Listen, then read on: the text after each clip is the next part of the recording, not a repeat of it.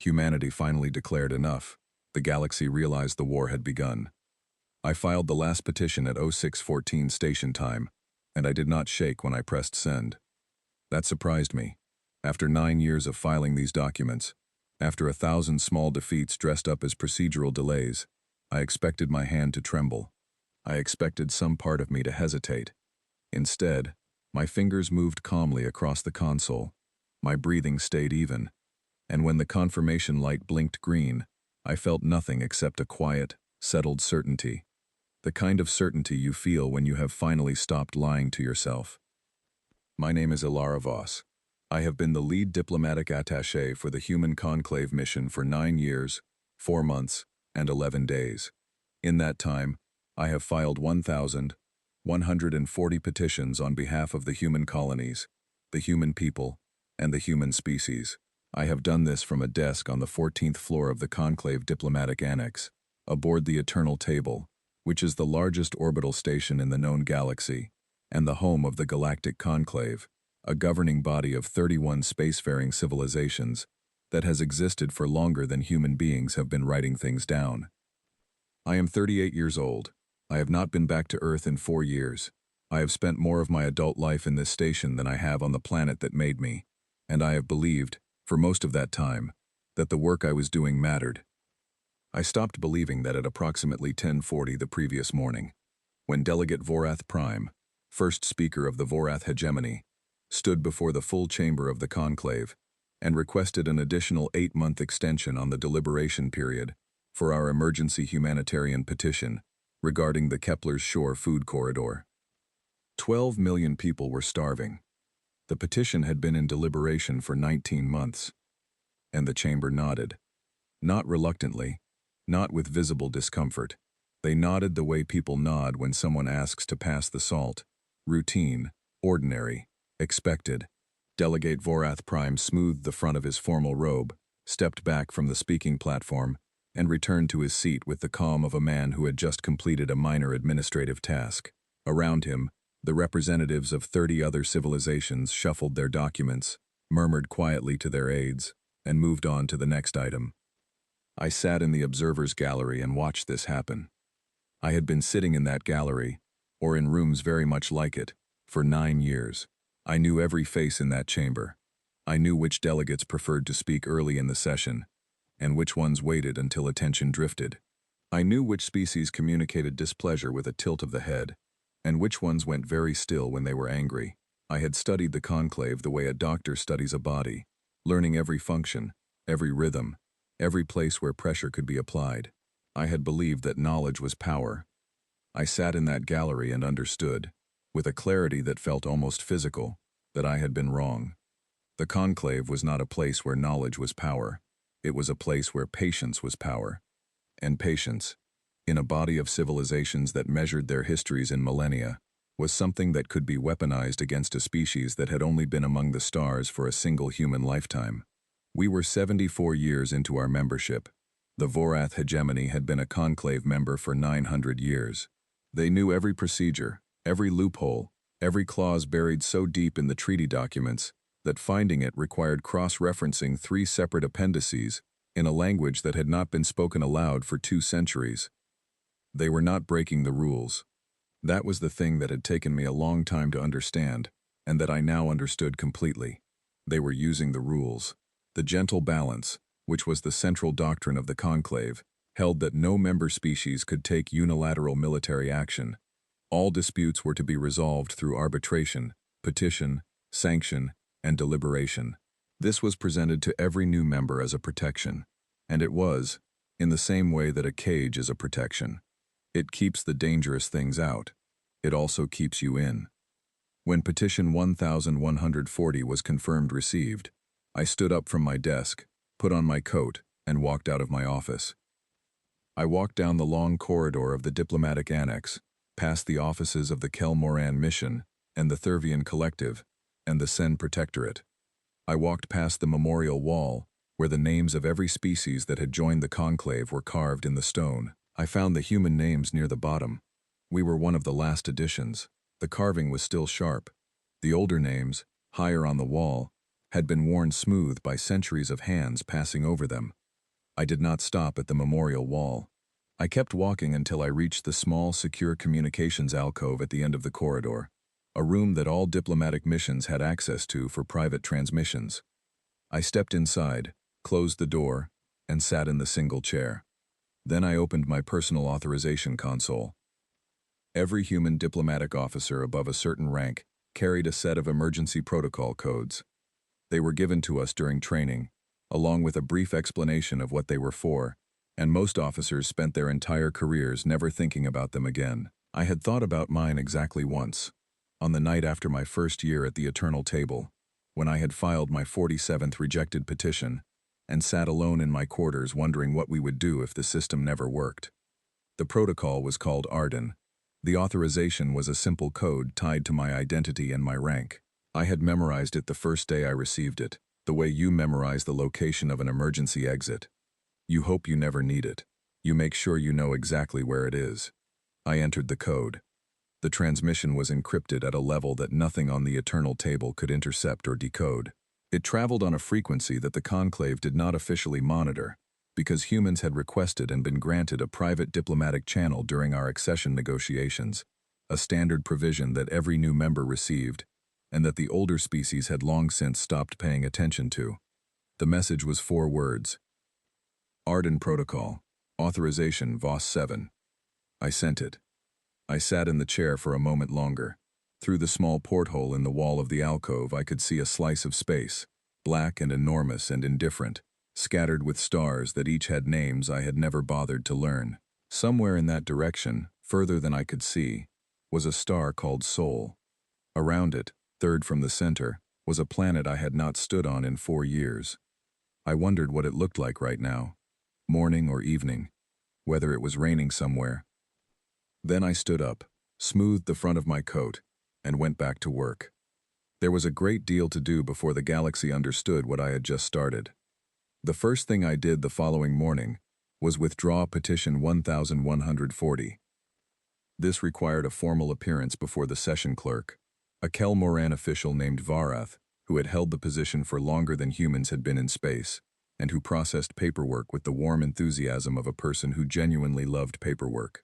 I submitted the withdrawal form at precisely 09 o'clock station time, because I had learned that doing things at precise, expected times made them seem less significant. Varath received the form, noted it in the system, and asked without looking up whether I needed a receipt. I told him I did not. Then I walked into the morning session of the full chamber and formally announced that the Human Conclave mission was withdrawing its petition regarding the Kepler's Shore Food Corridor, effective immediately, with no intention to refile. The chamber went quiet for exactly 3 seconds. Then Delegate Vorath Prime laughed. It was a short sound, quickly stifled, but I heard it. Several of his aides smiled.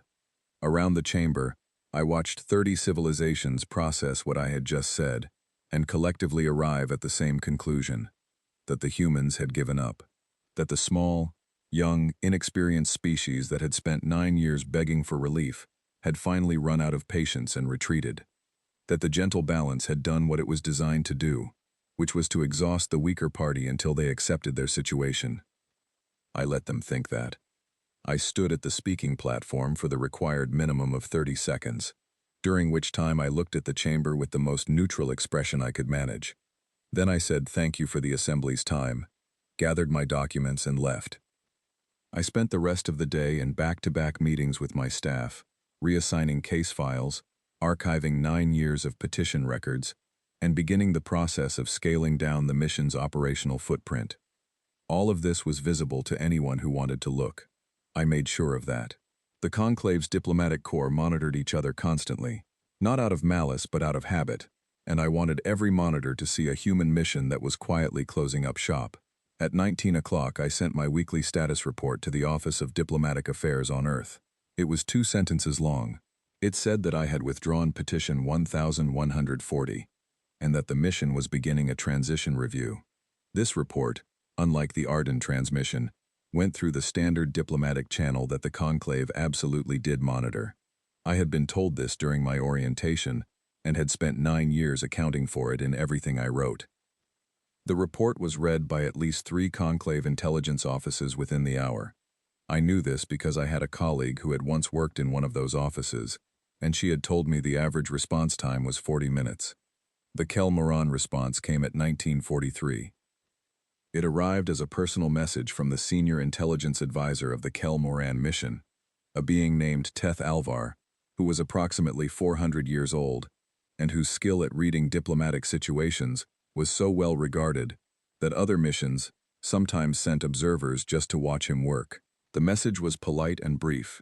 It said that the Kel-Moran mission hoped the human conclave mission was doing well, that the withdrawal of the petition had been noted, and that if Attaché Voss had time for an informal conversation in the coming days, Advisor Teth Alvar would be pleased to arrange one.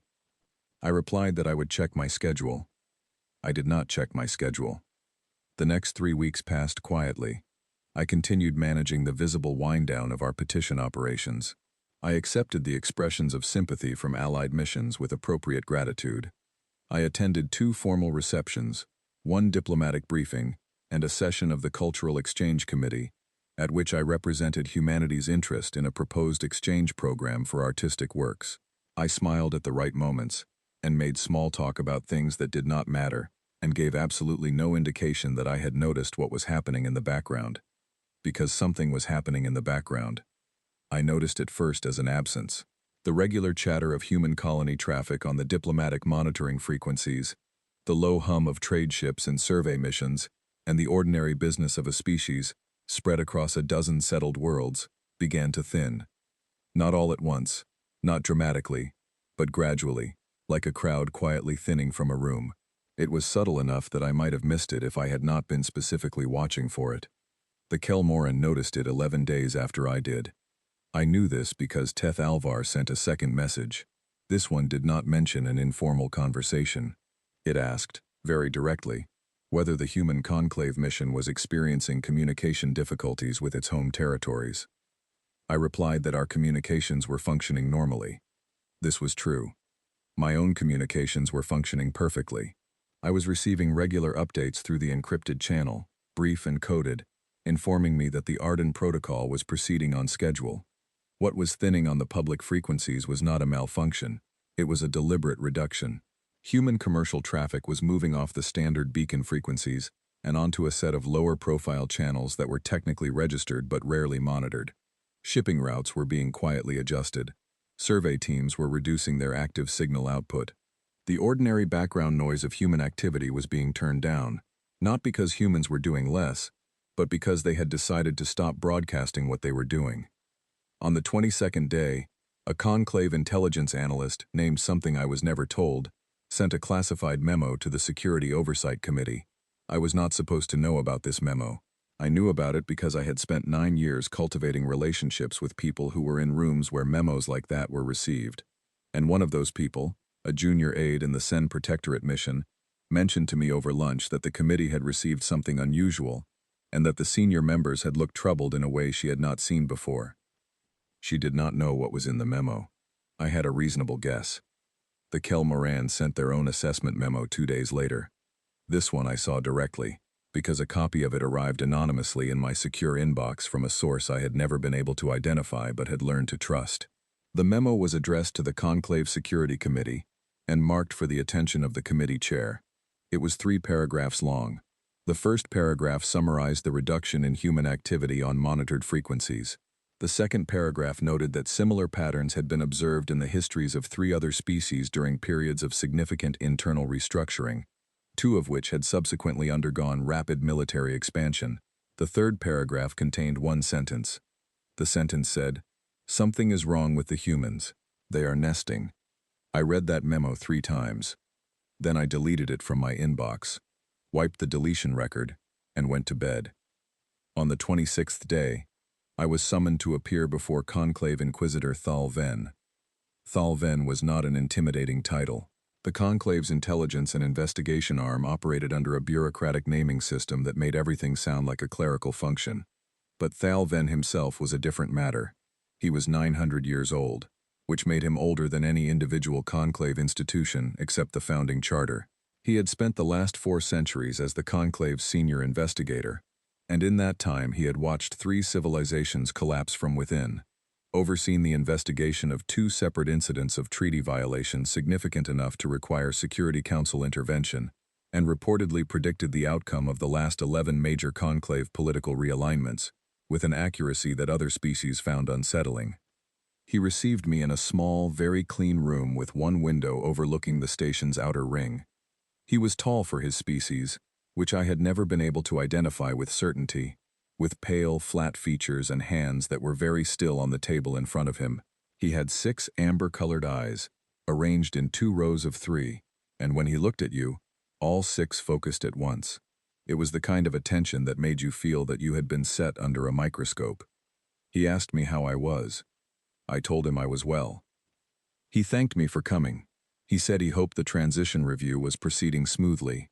Then, without any particular change in his tone, he asked me what the human government had begun building. I met all 6 eyes. I told him the truth. I said, everything. He was quiet for a long moment. One of his hands moved very slightly on the table, an adjustment so small that I might have imagined it. Then he said, "Please explain." I said I could not explain further because I did not have further information. I said that I had filed a protocol, that the protocol had been received, and that what happened next was not in my hands. I said that I hoped the conclave would take the current situation seriously, as humanity had been taking it seriously for 9 years. He asked me whether what was happening was a threat to conclave stability. I said that was entirely up to the conclave. He looked at me for a long time after that. None of his 6 eyes blinked. Finally, he said that he appreciated my honesty. I thanked him for his time and left the room. Walking back through the corridor to the diplomatic annex, I passed the memorial wall again. I stopped this time. I found the human names near the bottom of the wall, sharp-carved and still new-looking. I put my hand against the letters.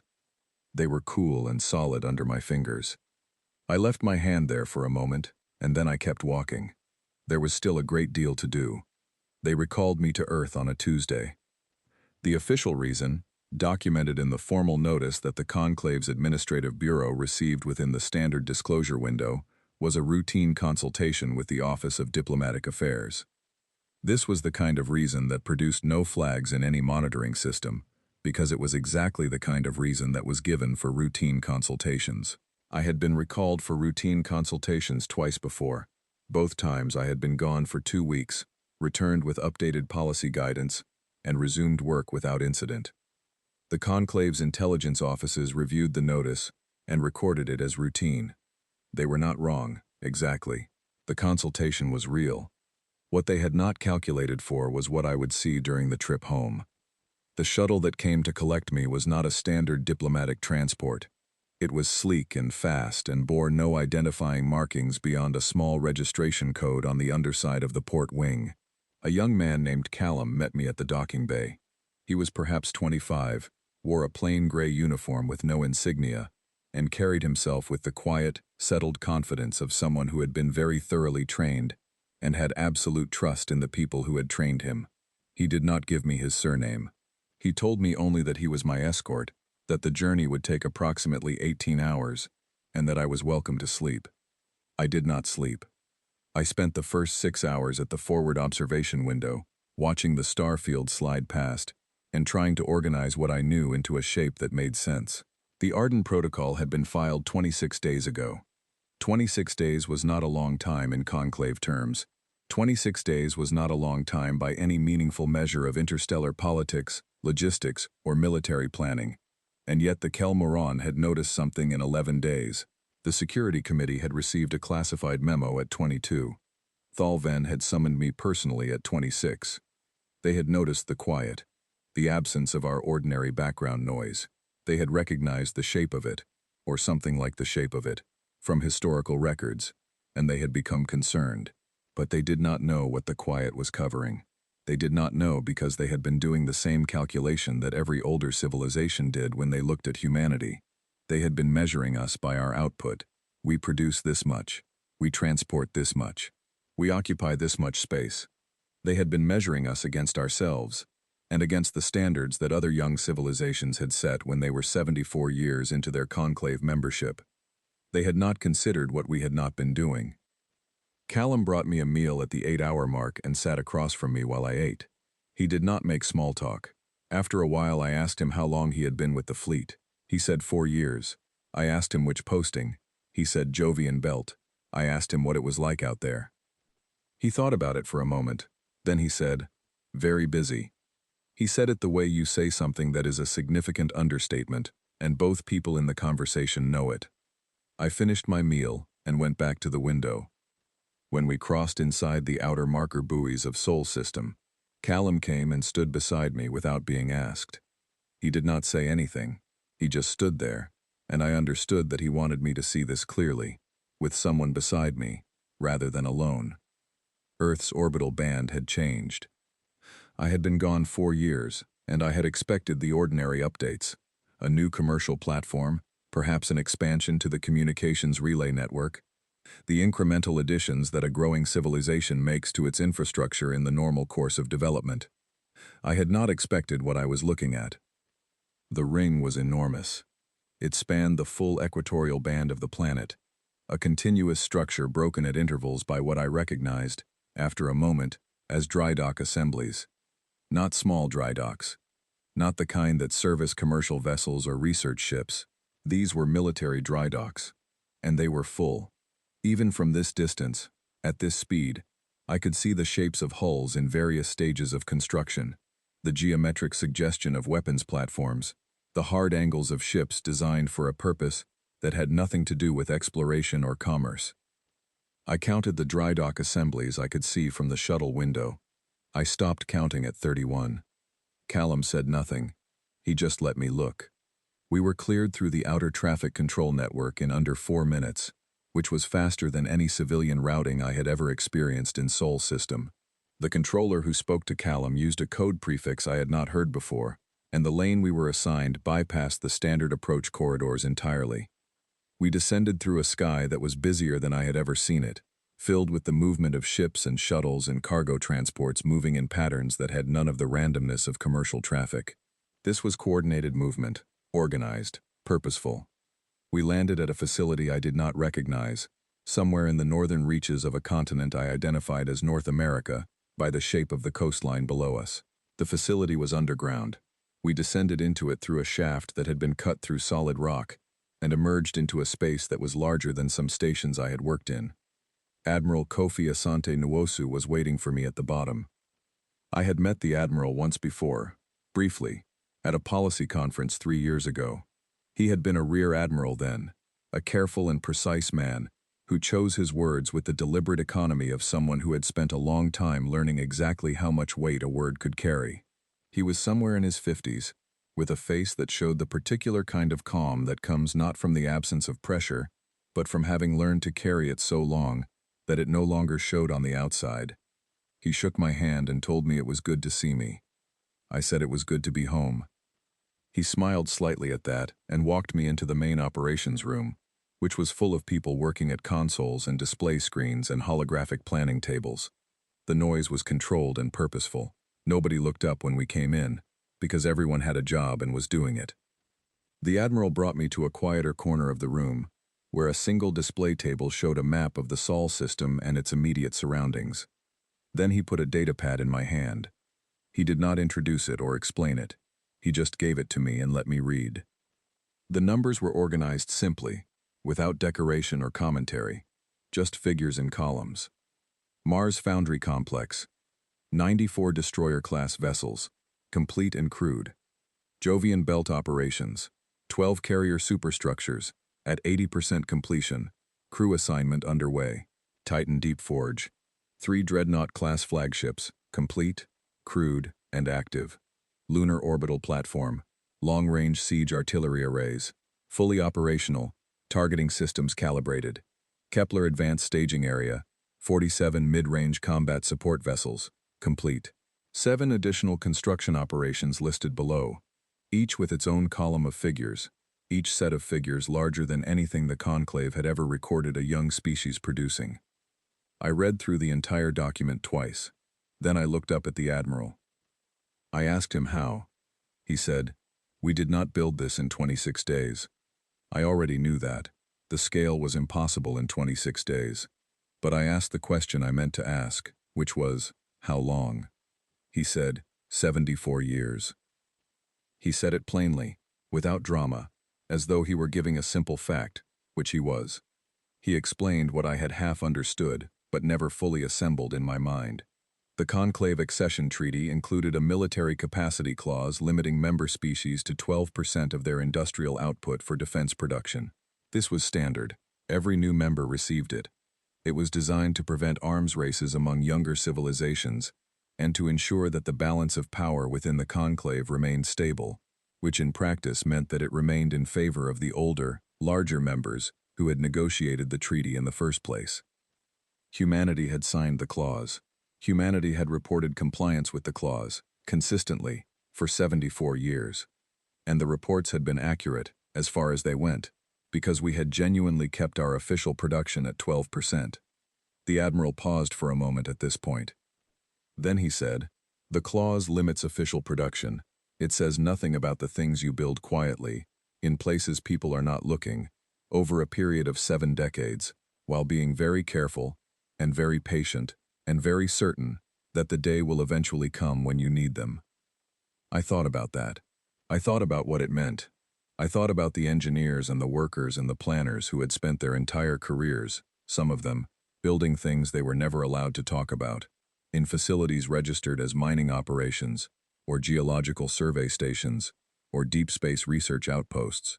I thought about the kind of institutional commitment that required, the kind of patience, the kind of absolute, sustained belief that the work mattered even if nobody outside a very small circle would ever know it was happening. I thought about the memorial wall in the diplomatic annex, the human names, sharp-carved near the bottom, the older names worn smooth above them. I asked the Admiral what happened next. He said, "That depends on the conclave." He said it the same way I had said it to Thal Ven, quietly, without heat, with the particular certainty of someone who no longer needed to be angry because they had moved past anger into something more practical. Then he walked me over to the communications desk and showed me the message that had arrived 40 minutes ago from the Vorath hegemony. It was a formal diplomatic protest, addressed to the Human Office of Diplomatic Affairs, and copied to the Conclave Security Committee, demanding to know what activities the human government was conducting outside the terms of the accession treaty. The Admiral asked me if I wanted to draft the response. I said yes. I sat at the communications desk, and I thought for a moment about how many words to use, and what words to use, and whether there was anything that needed explaining. Then I decided there was not. Some messages are shorter because they are simple. Some messages are shorter because there is nothing left to explain. I typed 4 words. Honoring our last petition. I sent it. Outside the facility, somewhere above the rock and the quiet, and the underground hum of systems running on full power, the sky over Earth was turning toward evening. I had not seen an Earth evening in 4 years. Somewhere up there, the new ring circled the planet, full of ships that had been waiting a long time to be needed. I thought, we have been patient long enough. I thought, it is time. The Kepler passage is not a dramatic place. It is a stretch of space, roughly 40 million kilometers long and 12 million wide, that runs between 2 unremarkable star systems in a region the conclave charts as Navigation Sector 7. It was not named for any particular quality of its own. It was named because it provides the most direct transit route between human-settled space and the outer trade corridors, and the colony of Kepler's shore sits at its far end like a town at the end of a long road. Before the Vorath quarantine corridors were established, the passage was used by dozens of human ships every month. Agricultural transports, medical supply vessels, construction materials for the outer colonies. It was busy with the ordinary traffic of a civilization trying to grow. After the quarantine corridors were established, that traffic stopped. The Vorath had not needed to fire a single weapon to do this. They had filed a claim under the Conclave Maritime Codes, Article 7, Subsection 14, which allowed member species to establish temporary navigation restrictions in neutral transit corridors for reasons of health and safety verification. The claim cited an unspecified biological contamination concern originating from human colony ships. The Conclave had reviewed the claim according to the Gentle Balance Protocols and ruled that it was provisionally valid pending investigation. The investigation had been ongoing for 14 months. The quarantine corridors had been in place for 14 months. 12 million people on Kepler's shore had been receiving a fraction of the food and medicine they needed for 14 months. I knew all of this. I had filed 11 separate petitions specifically about the Kepler passage. All 11 had been rejected, delayed, extended, or referred to committee. I was on the bridge of the human sovereign vessel Unyielding when we came through the passage approach at 03 o'clock station time, and I was standing at the observation station just behind the command deck, close enough to see the main tactical display, but far enough back that I was not in anyone's way. The bridge was quiet in the way that a room full of people holding very still is quiet. Everyone had a task. Everyone was doing their task. The noise was the noise of systems, not people. Commander Clara Osei stood at the center of the command deck. She was 41 years old and had been in the human fleet, the official fleet, and the unofficial one, for 19 years. She was not tall. She stood very straight. She had a habit, which I noticed in the first 10 minutes on the bridge, of making decisions slightly faster than you expected her to, not recklessly, but with a precise, calibrated quickness that suggested she had done a great deal of preparation for every moment of uncertainty. She did not address the crew before we went in. There was no speech. I had half expected one, some statement of purpose or acknowledgement of the weight of what was happening. Instead, at 02:58, she walked to the front of the command deck, stood in front of the tactical display, and said, "Navigation, confirm approach vector." "Navigation confirmed," she said. "Weapons, confirm readiness." "Weapons confirmed," she said. "All stations, we are 2 minutes out. Stay focused." That was all. We came through the approach in formation, the Unyielding at the center, flanked by 2 destroyer-class vessels, the Resolved and the Kepler's Promise. Behind us, in a loose spread that would tighten on command, 14 additional ships, 17 human vessels in total, not our full operational capacity. A deliberate choice. Enough force to be clear, not so much as to be ambiguous about our intentions. The Vorath enforcement fleet was already on the tactical display when we arrived. 11 ships, positioned in a line across the passage at the quarantine boundary. Standard patrol configuration.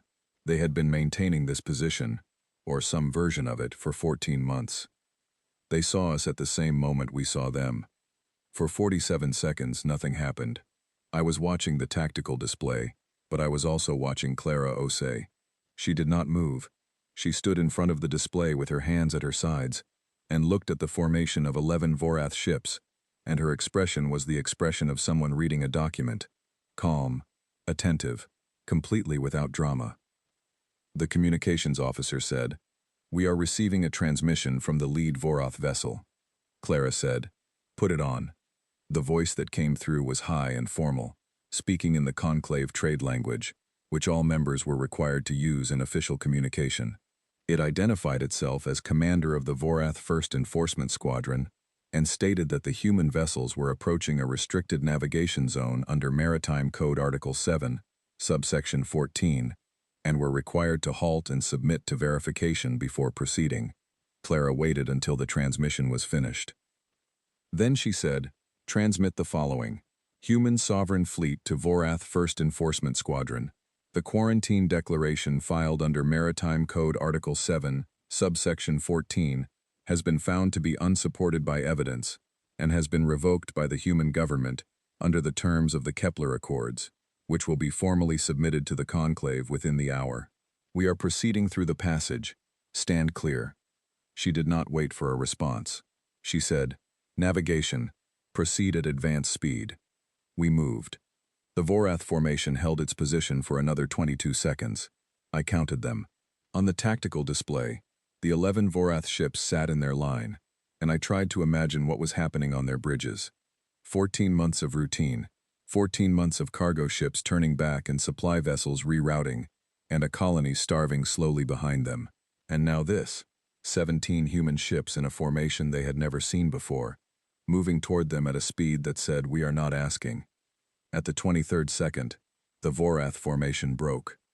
Not all of them, not at once. 2 of the smaller vessels moved first, stepping sideways out of the line, then 3 more. Then the line collapsed from the center outward as ships peeled away to the flanks. The lead vessel, the one that had transmitted the warning, stayed in position the longest. It sat there in the center of the passage while everything moved around it, and I watched it on the display and thought about the commander on its bridge and what it must have felt to be the last one holding a position that had already been abandoned. Then it moved too. 7 of the 11 Vorath ships cleared the passage. The remaining 4 repositioned to the far edge of the navigation zone but did not leave. They stayed at the boundary, at a distance that was far enough to be out of immediate range and close enough to say they were still watching. One of our destroyers fired a warning shot, a single burst, directed into empty space at an angle that made its purpose clear. The 4 remaining Vorath ships withdrew to a greater distance. And that, for most of 37 minutes, was how it went. I say most of 37 minutes because the Vorath flagship made a decision at the 29th minute that changed the shape of the engagement. It came about hard to port and accelerated toward the Resolved, the leftmost of our flanking destroyers.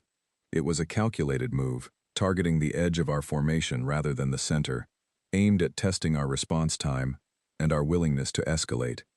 Clara said, "Resolved, defensive maneuver. Unyielding, intercept." The unyielding was a dreadnought. It was considerably larger and more heavily armed than a destroyer.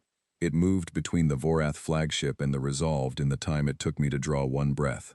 The Vorath flagship held its course for 4 seconds after the unyielding moved. Then it broke off. The brief exchange that followed involved our point defense systems and a volley from the flagship that was more aggressive than anything a Vorath ship had done in the passage before. The Resolved took a hit on its forward section. Damage was reported as contained and non-critical. Clara acknowledged the report without changing her expression. The engagement lasted 11 minutes in total, from the moment the Vorath flagship began its approach to the moment it withdrew, to a distance that the tactical display marked as outside engagement range. During those 11 minutes, 7 Vorath vessels took significant damage from our weapon systems. We lost 1 ship. The Kepler's Promise, a destroyer, did not come back. I will not describe what happened to it because I did not see it happen, and I did not want to look at the tactical record afterward. What I knew was that the ship had a crew of 41, that they were 41 people who had volunteered for this mission, knowing it was not a routine patrol, and that they were gone. I knew their names because I had been given the crew rosters before we departed, and I had read every name on every roster because it seemed wrong to be present for something like this without knowing who you were asking it of. 41 names. I will carry them. After the Vorath fleet withdrew, Clara ordered the passage confirmed clear, and the supply corridor opened. The first relief convoy, which had been staged 12 million kilometers back in our formation, began its approach to Kepler's shore. Clara turned from the tactical display and looked at the bridge crew. Nobody said anything for a moment. Then she said, "Good work." And then she went back to the command chair and began reviewing the damage report on the Resolved. That was all. The conclave transmission came in at the 2-hour mark. Not one transmission, 14, simultaneously. From 14 separate conclave member missions, all addressed to the human sovereign fleet, and all carrying the same formal demand. Stand down immediately. Cease operations. Submit to Security Council review. Present for arbitration under the Gentle Balance protocols. Clara read the first transmission and passed it to me without comment. I was the ranking diplomatic officer present. That was my function now. I sat at the communications station and read all 14.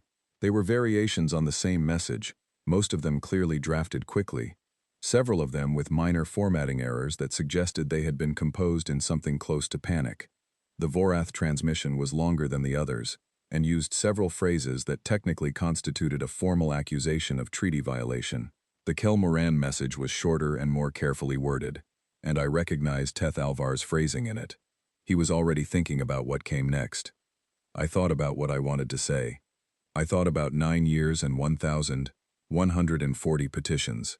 I thought about Kepler's shore and 12 million people, and a convoy that was moving toward them right now. I thought about 19 months and 8-month extensions. I thought about Delegate Vorath Prime smoothing the front of his robe. Then I wrote a response.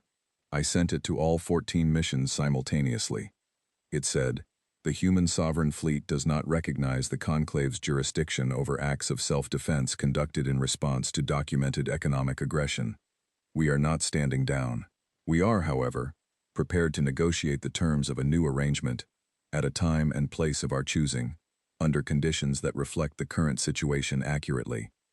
If the Conclave wishes to submit a petition on this matter, we will review it according to standard deliberation procedures. We anticipate that review will take approximately 19 months. We will notify the Assembly if an extension is required. I sent it. Clara, who had been reading the damage report, looked up at me across the bridge.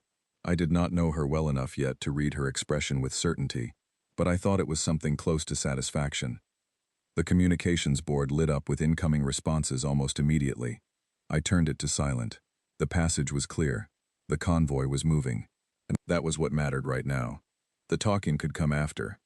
From the observation window, I could see a portion of the passage opening ahead of us. The long, empty corridor of space between two unremarkable star systems, now clear of ships that had no right to be there. Somewhere at the far end of it, further than I could see, 12 million people were waiting for the ships that were finally coming. I thought of the memorial wall, the names near the bottom, still sharp and clear. I thought, we are not so young anymore. A year after the Kepler passage, I sat in the Security Tribunal of the Galactic Conclave as a permanent voting member, which was a position that had not existed for a species less than 1,000 years into their conclave membership since the tribunal was established. The room was exactly the same as it had always been. Round table, 32 seats, the same even lighting that made everyone look slightly too pale. The chair that had been added for the human representative was indistinguishable from the others. I had been told, by someone in conclave facilities management, who seemed to find it significant, that the chair was made from the same material as the founding members' chairs. I thanked him for the information, and thought privately that I did not particularly care about the chair. What I cared about was the table. The table was where decisions were made. Real decisions, not the procedural theater of the full chamber. Who got what resources, which disputes got resolved quickly, and which ones got extended into deliberation for 14 months. What counted as aggression, and what counted as a health and safety concern under Maritime Code Article 7. The table was where the conclave actually ran, and for 74 years, humanity had not had a seat at it. Now I did.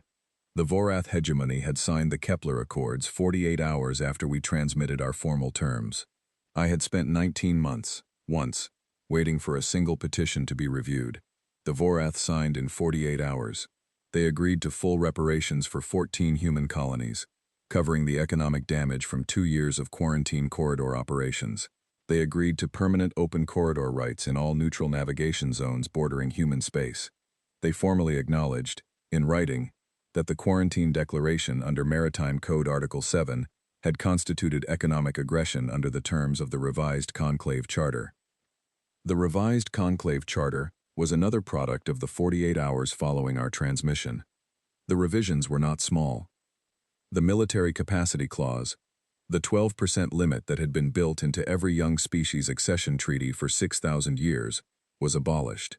This happened after 17 member species quietly admitted to the Security Committee that they had violated the clause at various points in their histories, and were now very interested in a general amnesty framework, which the conclave provided in exchange for a full accounting. The accounting took 2 months. The resulting documentation filled a server archive that the Conclave Historical Office described as the largest single addition to the institutional record in 4 centuries. Several of those 17 species were among the oldest and most respected members of the conclave. They had been on the table when the treaty was written. They had written the clause themselves. The fact that they had violated it was not surprising. Exactly. But it clarified something that I had spent 9 years trying to articulate in diplomatic language, and had never quite managed to say plainly. The gentle balance was not a set of protections. It was a set of arrangements designed by people who intended to benefit from them, and they had benefited from them, for a very long time, at the expense of people who were told the rules were fair. The clause was gone now. In its place was a voluntary reporting framework with no hard limits, and an open audit process. It was not perfect. I had said so, in the tribunal, during the revision debate, with some precision. But it was a thing that had been agreed to rather than imposed, and that was different. The permanent tribunal seat for humanity had been harder to negotiate than the charter revisions, which surprised me. I had expected it to be the other way around.